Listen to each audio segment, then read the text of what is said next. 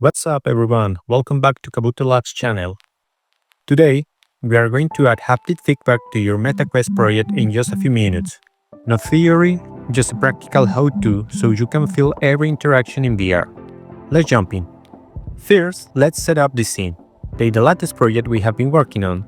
Duplicate the scene and rename the copy to Haptics. Open the Haptic scene and delete the cube so we can start clearing. Step 1. Haptic Source. Now, let's add the building block. Go to Meta, Building Blocks, and add the Haptics building block to your scene. You will see it creates an object with Haptic Source component. This component is the player that sends vibration to your controllers using a haptic clip. Rename this object to Haptic Tester. It's easy to recognize in the hierarchy. Now, we need a clip for the Haptic Source. With the Haptic Tester selected, look at the Haptic Source component.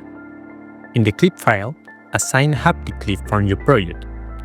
If you are new to this or don't have clips yet, you can import meta samples. Go to Window, Package Manager, find Meta Haptics, open the Samples tab, and click Import. This gives you a full gallery of sample haptic clips you can use for this exercise. Pick one of those clips and drag it into the clip field on the Haptic Tester. Step 2.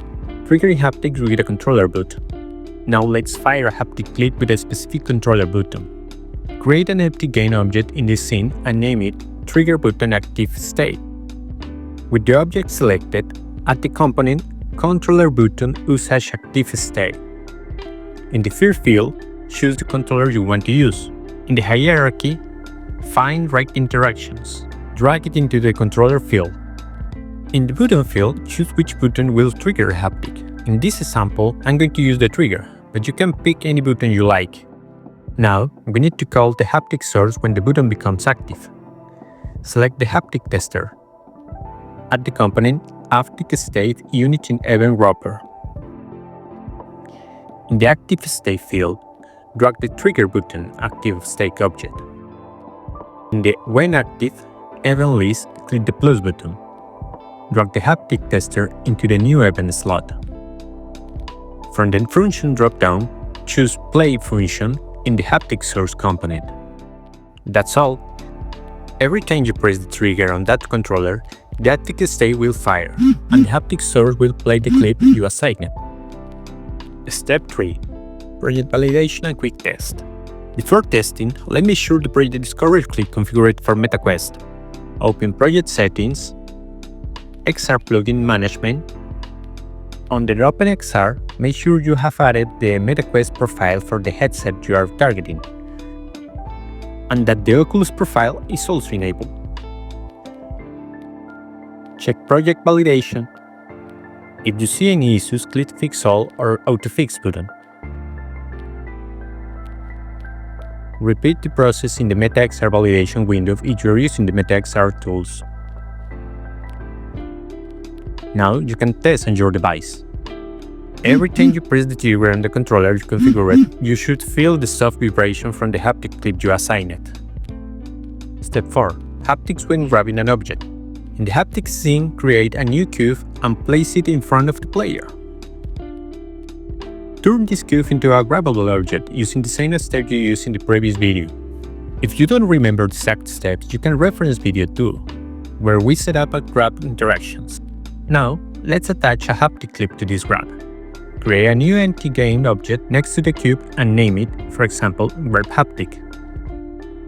Add Haptic Source component to Grab Haptic. Assign a haptic clip just like we did earlier, or you can reuse one from the MetaHaptic samples. Awesome! Next, connect it to graph events. In the hierarchy, select the ISDK hand graph interaction object for that cube. Add the component Interactable Unity Event Wrapper.